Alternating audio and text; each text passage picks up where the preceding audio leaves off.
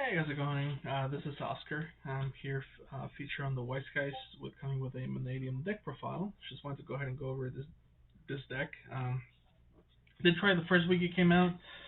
I had a difficult time with it because it's a very difficult deck to play until you practice with it. Also, the builds, it's very different than what it started with. But I am confident this one is a pretty decent build, so I'm going to go ahead and just get started here, explain how it works, and we'll take it from there. Three Beasts of Starfrost. Beasts used to be a card that I couldn't find a home. Now it really found a home. I mean, every planet has been able to search it, but not to great success, if I may add. So the card definitely needed some work, and I think it finally found its home. Very easy. Target a monster, destroy it, and then it special summons itself. It's a level 6 tuner, so that's a huge deal. Let you go into your synchro plays pretty easily, right? The starter of the deck, Mannadium Reumheart. Reumheart basically does everything. It searches for any Mannadium card. It can target a monster on the main phase quick effect and destroy it and summon itself. It doesn't search the field spell though, so that's very important to remember. A really cool interaction you have with this deck is that if you normal summon this, and then you Shane, if your opponent has like an effect Baylor, you can go ahead and destroy this card. If this card gets destroyed, then this gets summoned, and you dodge the Imperm or the Baylor. So it's a cool little interaction there. It's also light, so that can come up with Synchros. And then we have the other ones, Meek. Really cool concept. The card can, if it gets destroyed by a card effect, it can special summon it's like another copy from deck. It's not a card once per turn either, so you can summon multiple copies during the turn. You want to be careful because that plays into nib, so make sure you're counting your summons and trying to have a negate by then. Another cool thing is that the copy it summons from deck, it turns into level 4, so that's a huge deal. You can either make it level 2 or level 4. So that gets you quickly into synchro plays to climb into Baron pretty easily. Also, if you control a monster with 1500 attack and 2100 defense, it special summon itself, so huge deal there. The second copy, similar, is Fearless. Fearless is a little different. It still has the same concept. If it destroys summons another copy, etc., etc. However, if it gets destroyed by a card effect, this battle phase, all your synchro monsters gain 500 attack, and that normally lets you close games that you wouldn't be able to. So that's a huge deal. So like if there's a big monster you can't get over, because right now we have a lot of big monsters, this helps you do that. And then for little engine that we're playing only one Scareclaw Reinhardt. A lot of people are playing two and two field spell, but that kind of negates my ability to be able to play more hand traps because we are in a hand trap heavy format, and if you're not playing hand traps or defensive cards, you're probably losing that game. So that's something to take into account. And another card over here for the spells. Go ahead and move into Peaceful Planet Calarium. Really cool field spell. Like it really makes Bisa finally what it was supposed to do. On summon, searches any Mannadium card or Bisa Starfrost. If you destroy one of the little ones, like Meek, level 2, or Fearless, level 2, it brings it back. So it lets you create a chain of things to happen, right? So like if you destroy Meek with Realm card, you'll be like shailing 3 summon, shailing 2 summon from deck, shailing 1 Realm card to search. So basically, most of the time when the field spells up, you're creating a 3 shailing. Also has another neat effect. Every tuner you have in your graveyard, doesn't matter if it's Mannadium or not, it reduces your opponent's attack by 100. So sometimes people forget to read that part, and they'll go ahead and ram straight into, a losing situation, right? Sure, you read your cards, but that's probably gonna fall on deaf ears because we're all Yu-Gi-Oh players. We don't read. And then we have Mannadium Obsession. So the community is in a huge debate: 3, 2, or 1, right? I'm really digging 2. I tried 3. I don't want to try 1. 1 is just too inconsistent. But 2 to me seemed like the perfect number, and there's a lot of 2-ups in this deck, to be honest, that I'm noticing. So you can target a Mannadium card. Well, actually, no, you can target any monster, destroy it, and it searches for the field spell. But if you have the field spell already on the field, it has utility. It searches for any Mannadium spell or trap, which can come in handy. This is how you search the counter trap. Because at the end of the day, this deck doesn't have as a higher of a ceiling like Super Heavy Samurai or some of the other combo decks running around. But it can end on a counter trap, which is a huge deal because a lot of people are playing Dark Ruler right now. So any big spells, it'll deal with that. Um, and another cool thing, another effect is that if you banish it, it lets you special summon Beast of Starfrost from hand. So if you have two Beasts of Starfrost, the other one is no longer stuck in hand. It special summons with this, which is a huge deal. Get you more extenders. We're playing one of the Mannadium Imagination. It's a hard once per turn. If it wasn't, I would 100% play more than one. You can reveal a Mannadium card or a card that has 2500 attack or 2100 defense, or Beast of Starfrost. And sorry, no, never mind. It's only a Mannadium monster and a Beast of Starfrost. And it can draw two cards and put one back one. And that's a huge deal, putting back one, because sometimes you'll draw like too many level 2s, and you just want a special summon from deck so you can put it back. So they did that on purpose. A lot of people thought it was a neck. No, it was just to fit your deck. Another neat effect is that if you can banish it from the graveyard, and you can target a monster with 1500 attack and 2100 defense and treat it as a tuner. So if you're in the situation where you need a tuner, this can make it happen. For the other little engine that we're playing, part of the engine we're playing the field spell, because Beast of Starfrost, a lot of people forget, can summon the Link 1 Scareclaw, and this gets you to this, right? And it also gets you to the level 4 Scareclaw. Also, this card is kind of cool, because you summon a lot of stuff on defense, normally all your meeks and stuff or whatever, so the effect of popping a card can come up against your opponent, so don't forget about that. Another part of the engine, the reframing, it's your counter trap, and the cool thing about it is that it only cares if there's a synchro monster in the field to negate the activation of a spell trap or monster effect, right? However, if you don't control on the graveyard, you don't have a monster that has 1500 attack and 2100 defense, it won't destroy the card, so take account to that, right? And that also helps you for the grind game. Similar to Pearly's trap, it'll shuffle back 3 Mannadium cards, so it lets you restart your engine with the little ones, because normally you go through all of them. And then for non-engine, we're playing Crossout. Crossout has overperformed. I wasn't playing it before, and I was getting super punished by it, and now I'm playing Crossout.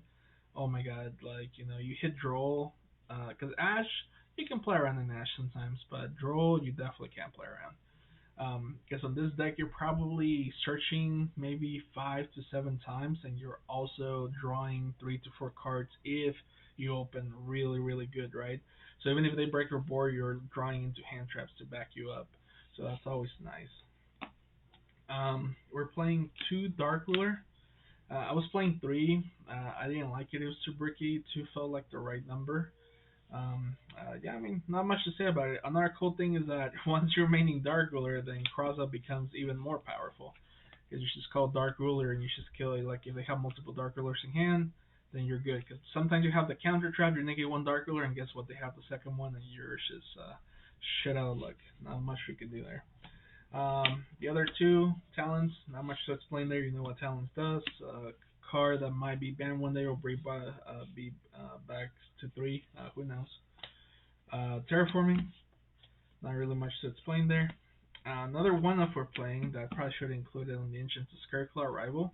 This card's a huge deal. It lets you bring back Beast of Starfrost, so it lets you get really big tuners out, right? So that's why I really like the card. It's a really good follow-up. For the hand traps, we're only playing 1 nib for the crossout. We're signing into 2.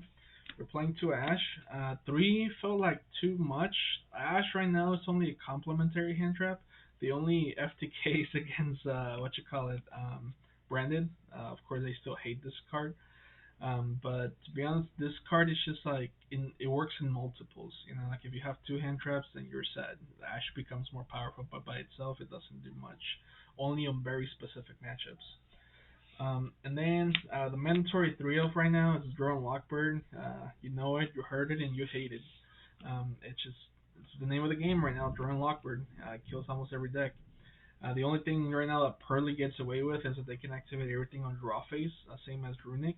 So that kind of makes it a little bit useless against those matchups. But nonetheless, not every time they open, like that. So they have to wait until the main phase, right?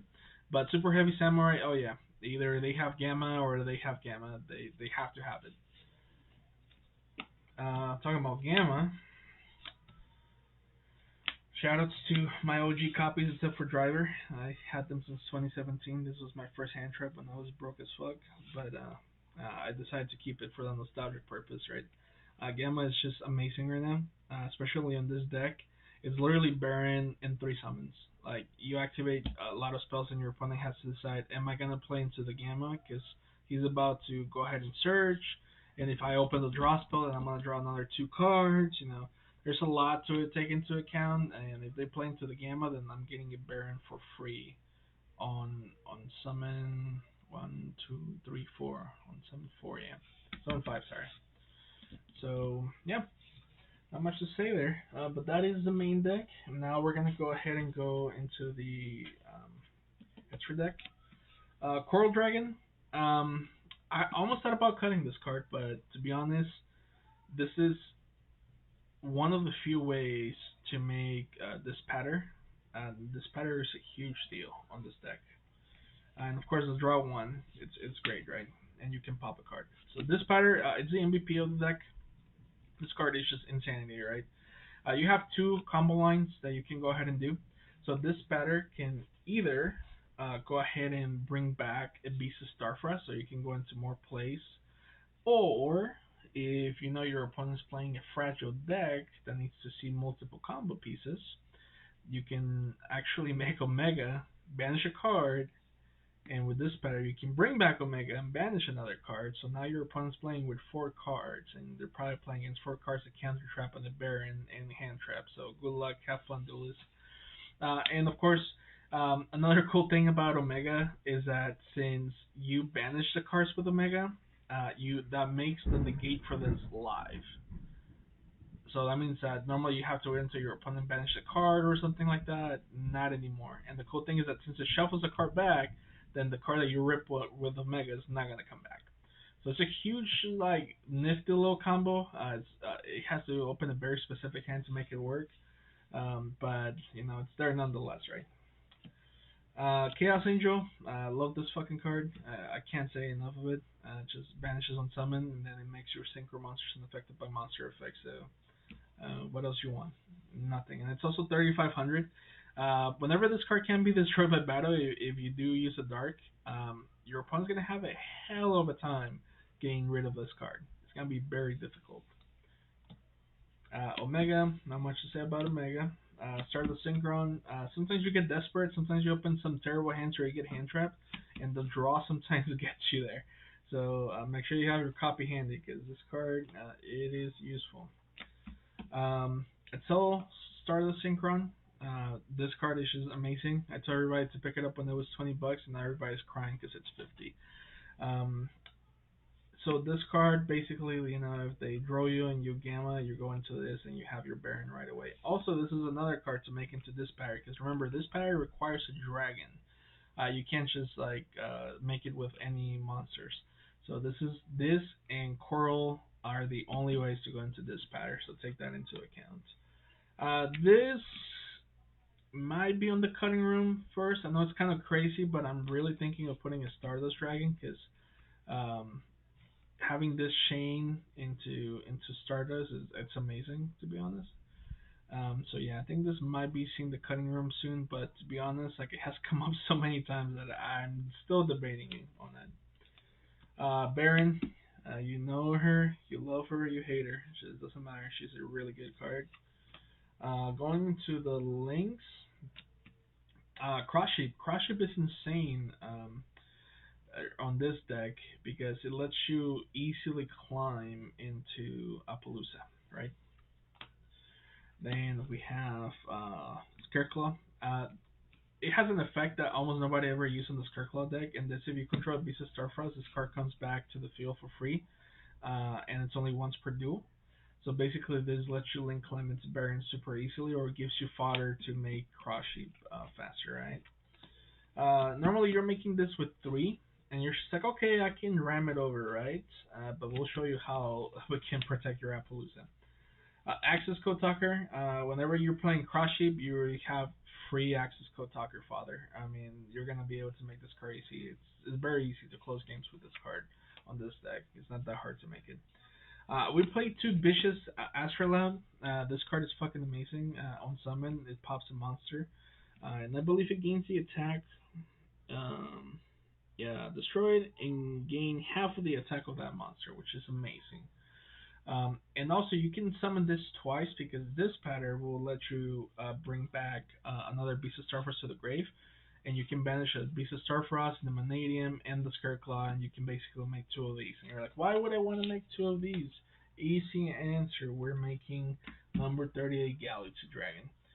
Galaxy Dragon has overperformed because first of all, if you remember correctly, if you have an Appaloosa that you brought down to 16, more than likely they're going to go into battle phase to attack it. And since people forgot what this card does, you can attach a material and redirect the attack to this card, right? And also this negates a spell effect, not an activation. So you attach the spell. So against a lot of matchups, that's a huge deal. Against Branded Fusion, you're keeping their Branded Fusion so they can't recover with the trap. Against Pearly, that's one less quick play card that they can get back from the graveyard. So that's a huge deal. Yeah, so that is pretty much the extra deck. For the side deck, I'm be honest with you guys, I'm a terrible side deck builder. So if you have something better than this, you're more than welcome to. We're playing the extra 2 Nip because we already made deck 1. Playing Gamma Seal, not much to explain there. The Barrier, not much to explain there. We play 2, there's a reason for it, I'll show you in a bit. Play Evenly Match, we play Harpies. The card I recently started taking in was Herald of the Abyss. Deals with very troublesome monsters. It also, huge deal, whenever you go against Pearly, this card will normally go ahead and make your opponent send the monster, so they won't recover 3 cards. So that's always nice. And we're playing 2 copies of Tactics Trust because it searches basically all your side deck cards. They get searched, right? So that's usually pretty nice. Alright, so it's going to go ahead and make it for the deck profile. If you're kind of curious what the M boards are looking like, you're normally ending in a Appaloosa on that, on a Baron, and on a Dispatter, and the Counter Trap. This, of course, being that you given your uninterrupted, right? So usually that's what your ending board it's looking like, right? How to get there, you guys can figure it out, but this is the ending board that you're looking at, like, right? Something important to know, if your opponent uses, if you guys are in game 2 or 3, make sure you use a counter trap first, and you're wondering why, right? Well, Karikura completely destroys this deck. If you use all your effects, then Karikura will tribute everything, and you're going to get OTK'd. So make sure that you are using the counter trap first, and then you're forcing stuff out with this. That way, you're giving one less monster to Karikura that quickly, right? Alright, well, that's going to be from me, guys. Make sure you guys like and subscribe. I'm going to actually start my own YouTube channel soon. I'll be featuring content there as well. It's called Kim Code Red. I should be doing my first upload tomorrow. It's going to be a pack opening. I promise it's going to be nice. And we're going to be doing some deck profiles afterwards, right? Well, peace, my boys.